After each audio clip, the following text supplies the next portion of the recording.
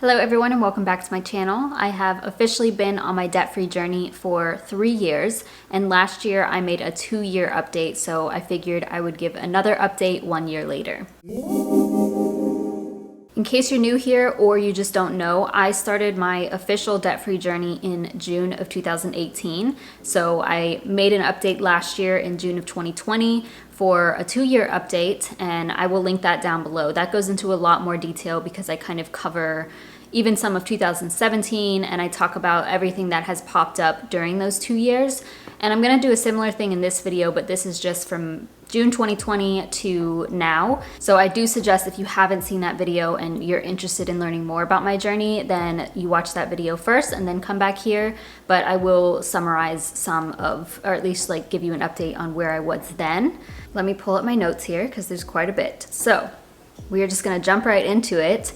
In June of 2020, my total debt was $48,093. For this video, I'm just gonna round everything for the most part. So about $48,000 in debt. I started my journey with $82,200. So in the first 2 years of my debt-free journey, I paid off $34,050.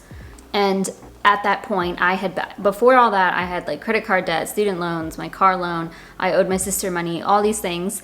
And then in June of 2020, all I had left were my student loans at $36,239 and my car at $11,854. Now you all know that I did a no spend year, or if you don't know, I did a no spend or low spend year for 2020, and that worked out really, really well for me. I barely spent any money. I was able to save a lot more, pay a lot of debt. I do have a couple of videos on that I can link down below. And honestly, 2020 was a really good year for me financially and just overall. I didn't have any major expenses. There were some, but most of that occurred before June of 2020. But I know the final 6 months of 2020, I didn't have anything big pop up, which I'm very grateful for. 2021 is a little different, but we'll get to that. So I ended 2020 and started 2021 with $40,623 of total debt. So from June 2020 to December 2020, I paid off $8,000 total. I do also have like a full finance update for the year of 2020. I apologize for saying the year so much, but yeah, I do have a video on that. If you want to see, I can put that down below. But from June to December, I paid off $8,000, all of which was toward my car, because at this point, student loans were in forbearance and 0% interest, and I made the decision to focus on paying off my car because they kept extending that. And I'm actually very, very glad I did that because yeah, that left me with the $40,623 January 2021. And then that was made up of my student loans and my car still, but we were down, my student loans were still at the same amount, so $36,239. And then my car was $4,383. So I paid off everything that was going towards debt was to my car.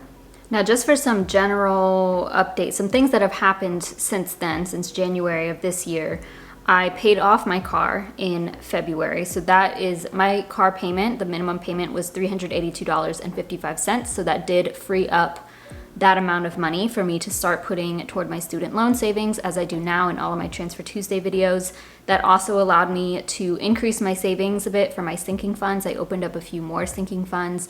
I usually update on those when they happen or during my monthly updates, but I think before this I was probably saving, I can't even remember honestly, but I think in 2020 I was probably saving $500 to $600 for my sinking funds. Now it's over $700, and that fluctuates. Like, things are gonna change even now.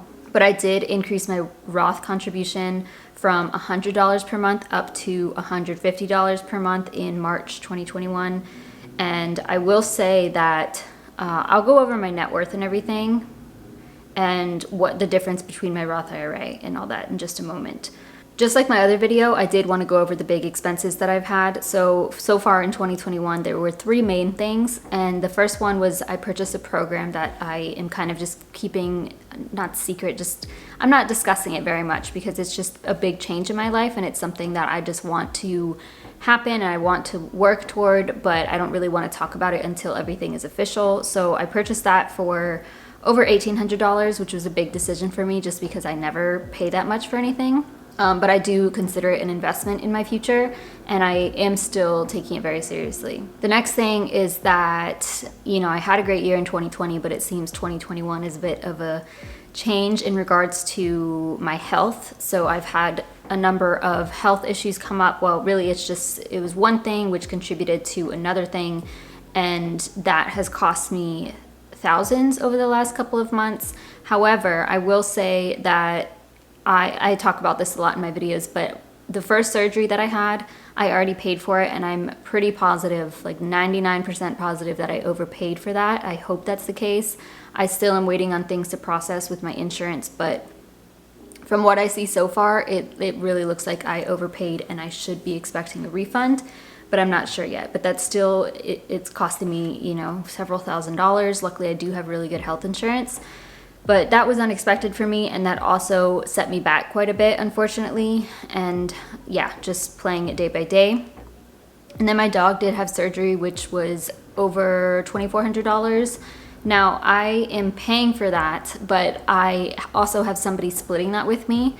So it will be like $1,200 more so that I'm going to be responsible for, I'm pretty sure. So I'll see. But yeah, still expensive, still a dent to my income or to my other goals, but it is what it is. So in regards to my debt, you guys know that I'm not actively paying down my student loans because they're still in forbearance and still at 0% interest through September. But I did make a small payment of like $239 just so I could get it even. So I am down to $36,000 total of student loan debt, and that's just even. And then I have been saving for my student loan debt. So I've saved $3,779 so far, and that's since February. I started saving in February after paying off my car. So if I take that all into account, including my student loan savings, in 2021 so far, I have paid off $8,400 of debt.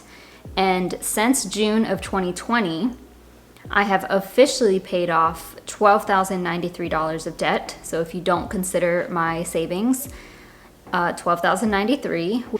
And then my total with savings, so from June 2020 to now, including my savings, I have paid off $15,873. So again, that feels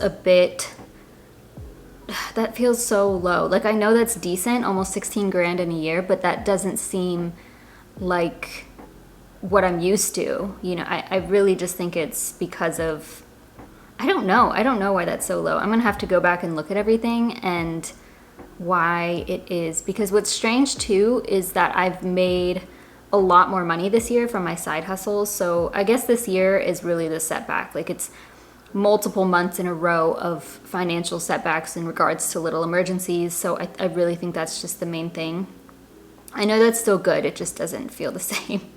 But I will say this number is really nice because I also calculated what I've paid since the beginning. So again, I started with $82,200 in June of 2018.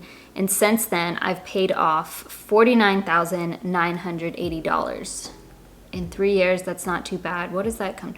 Let's just say that's 50. See, that doesn't seem like that much. Over 16,000 so far each year. I do know that I could be putting my money elsewhere, like I could, in irresponsible ways. I know that that's pretty good progress considering all things, and I know that I could be shopping instead or making poor decisions with my finances, and at least I am making progress on paying down this debt, but I know I could probably do more. I think the other thing is that sometimes it's easy to compare your journey with other people, but other people are married or live with somebody else at least, and obviously no shame to those people. I think that's amazing that people pay down a lot of debt as a couple or with somebody else. That's obviously a big thing too. Not everybody does that. But there is a big difference when you are just a single person versus being married, like having a single income, having to pay for all of the bills. Obviously, this is the situation I am basically choosing to be in. I understand that I could do different things with my life, obviously, but as a single person, I guess that is pretty good in 3 years, almost 50,000. And the other thing that's pretty cool about that is the 49,980 that I have paid off. That is how much student loan debt I graduated with. So basically, I know that I'm only left with my student loans, but that was the total amount that I started with, 49,000 in student loan debt. So to see that's how much I've paid off is pretty cool.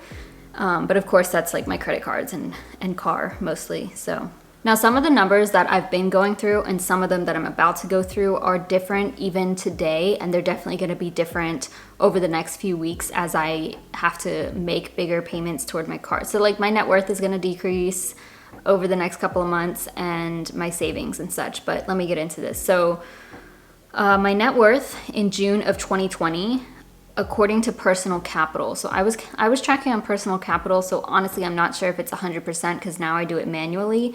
It said I was at negative 41,000, which makes sense because I know I started in January 2021. My net worth was negative 22.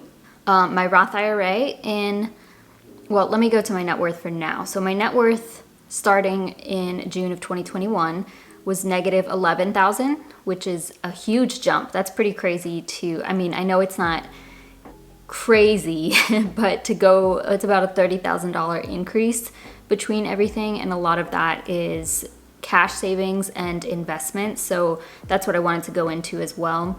At the time, in June 2020, I think my emergency fund was about $3,000. My emergency fund now is just under $5,000. So that's a $2,000 increase there.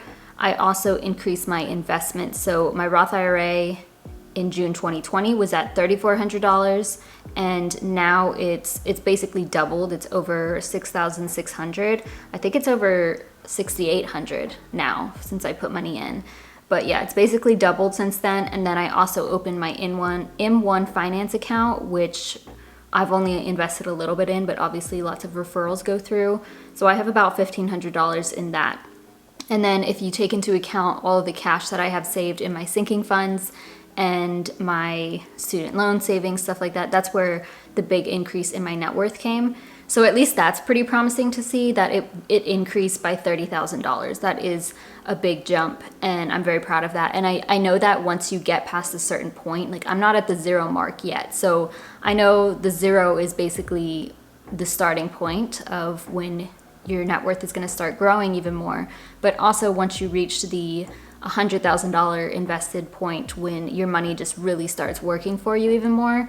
And that would be kind of like the next step. I need to get to 0, and then it's going to be trucking along to $100,000 invested, which I'm very excited about. I did want to go over some just general things too. So I would say that the largest change that I have noticed since even starting this YouTube channel and from June 2020 is my mindset around money, because I don't really stress about it now. And I have overall stability. Like my financial stability is the strongest it's ever been, and it's just continuously improved for the last couple of years. And obviously over the last few months I've had some issues with my health and then my dog, and things keep popping up where I get upset about my finances. I wouldn't say I'm stressed about my finances. It's more so stress for different reasons. The difference between now versus then is that I feel okay, and I'm in a much better place even from a year ago because I have more savings. I'm making more money on the side, so I have multiple sources of income, even more income, and it feels really good to be in that place. So I can recognize that in myself, that I have a better money mindset now, and things have really shifted for me. I guess I just am trusting the process. Like I 100% know that as long as I'm alive, I am going to get to my goals of financial independence and retiring early and being able to do what it is that I want to do with my money. And yeah, I just know that. I trust myself, and I think in the past I felt that way too, but I feel more confident in saying that. The other thing that I thought was cool, because when I was preparing for this video, I watched my video from last year to see what I wanted to touch on. And I had mentioned that I wanted to go into financial coaching. I wanted to start financial coaching.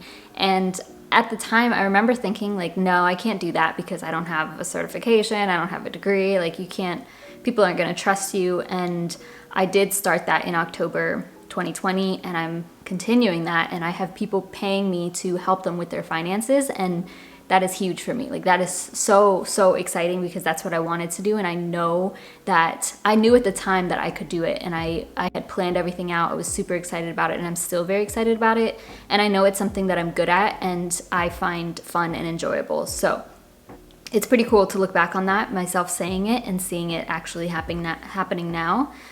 The other thing that's cool is my channel at the time in June 2020 had 523 subscribers. That was at the end of June. I think at the end of June. No, I looked at mid-June. So like literally a year ago today, I was at 523 subscribers, and now I'm over 5,000 subscribers and monetized. Obviously, I got monetized in October, and that's been my biggest source of income. Well, one of the biggest sources of income for me in 2021.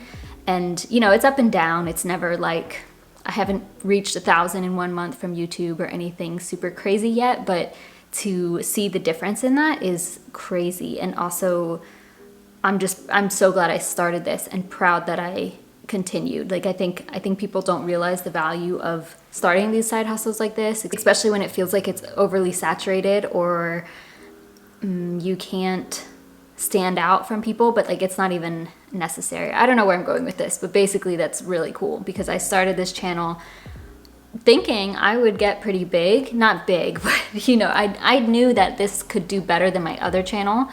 I just didn't expect it to be so quickly, I guess. I wanted it to be quick, but to see it actually happening and the difference, you know, increasing the amount of subscribers I have by 4,500 in a year is pretty awesome. So thank you, of course, all of you watching, because you are my subscribers, or at least hopefully you are subscribed. So if you're not, please subscribe. Yeah, so basically to summarize everything, let me touch on the main points. I have paid off since June of 2020 $15,873 if you consider my savings for my student loans. From the beginning, so since June of 2018, I have paid off $49,980, and since June of 2020, I have increased my net worth about $30,000.